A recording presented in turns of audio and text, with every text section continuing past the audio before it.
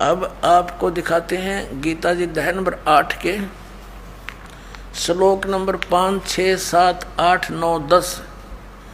5 और 7 में तो गीता ज्ञान दाता अपने विषय में कह रहा है। 8वें जाके 6ठे श्लोक में इतना कहा है, जहाँ आशा ता बासा होई, मन कर्म वचन सुमरियो सोई। जिसके अंदर आशा लगाकर तुम जाप करते रहोगे आजीवन, अंत में उसी को प्राप्त होगे। अब देखना अध्याय नंबर 8 का अब श्लोक नंबर हम 5 पढ़ेंगे। अब हमने ये भी पढ़ दिया था, अब थोड़ा सा फिर रिमाइंड कराते हैं, भूल गए होंगे। 8वें अध्याय के प्रथम मंत्र में गीता ज्ञान दाता से अर्जुन ने पूछा किम तत्परम। आपने 7वें अध्याय के 29वें श्लोक में जिस तत्परम को तत् ब्रह्म, उस ब्रह्म को, संपूर्ण अध्यात्म को, संपूर्ण कर्मों को जानते हैं, वो जो मेरे शरण होकर जरा और मरण से छूटने के लिए प्रयत्न करते हैं, वे पुरुष तत् ब्रह्म को, और अर्थात उस ब्रह्म को, संपूर्ण अध्यात्म को, कर्मों को जानते हैं। यहाँ अर्जुन ने पूछा था 8वें अध्याय का प्रथम मंत्र में किम तत्ब्रह्म। इस गीता ज्ञानदाता ने 8वें अध्याय के 3रे श्लोक में, 8वें अध्याय के ये 3रे श्लोक में उत्तर दिया, वह परम अक्षर ब्रह्म है। अब हम 8वें अध्याय के ये 5वें श्लोक में कहता है, जो पुरुष अंत काल में भी मुझको ही सुमरण करता हुआ शरीर को त्याग कर जाता है, वह मद भावम, यानी मेरे भाव को प्राप्त होता है, मेरे में भावित रहता है। इसका अर्थ ये है, ये गलत लिखा है उन्होंने, इससे इसमें कुछ भी संशय नहीं। और 6ठे में ये बताया है कि ये नियम है, यम माने ये नियम है।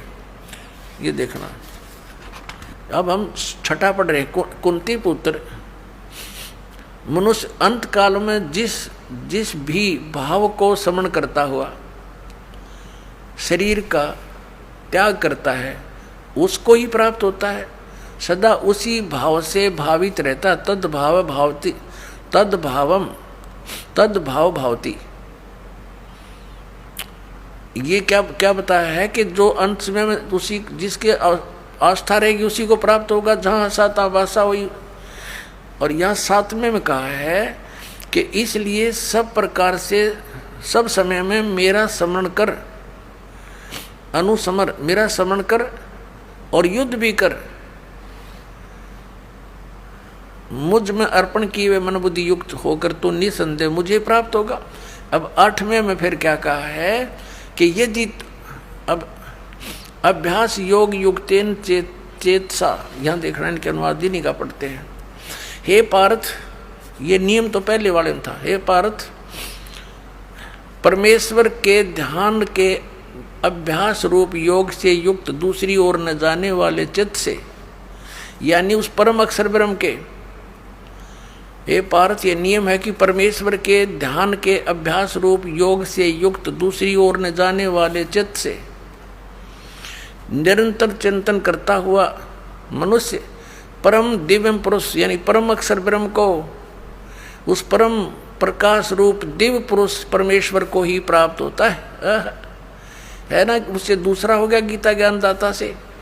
और 9वें में फिर कहा है, इसमें स्पष्ट भी किया है कवियम पुराणम, पर इसको अभी छेड़ेंगे नहीं, लंबा चैप्टर बन जाएगा।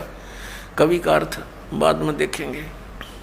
जो पुरुष सर्वज्ञ अनादि सबके नियंत्ता, सूक्ष्म से अति सूक्ष्म, यानी सबके नियंत्ता, गीता से ज्ञानदाता से अन्य है, वो सबका मालिक और सबके धारण पोषण करने वाला, वो मूल जड़ रूपी परमात्मा, अचिंत स्वरूप और आदित्य वर्णम, सूर्य की सदृश प्रकाश रूप, नित्य चेतन, आदित्य वर्ण माने सूर्य की तरह तेजो में है, उसका प्रकाश में शरीर है भगवान का।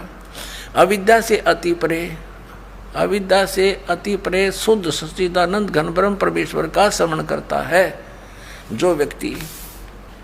अब हम 8वें अध्याय का 10वां श्लोक पढ़ रहे हैं। 9, 8, 9 हमने पढ़ लिया, जिसमें गीता ज्ञानदाता किसी अन्य परम अक्षर ब्रह्म की महिमा बता रहा है।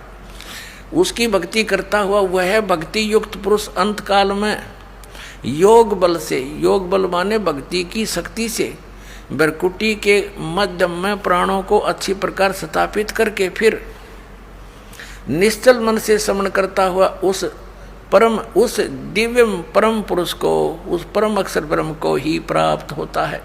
श्रीमद् भगवत गीता अध्याय नंबर 17 के श्लोक नंबर 23 में गीता ज्ञानदाता कहता है उस परम अक्षर ब्रह्म के पाने का, सच्चिदानंद घन ब्रह्म के पाने का 3 मंत्र का जाप है।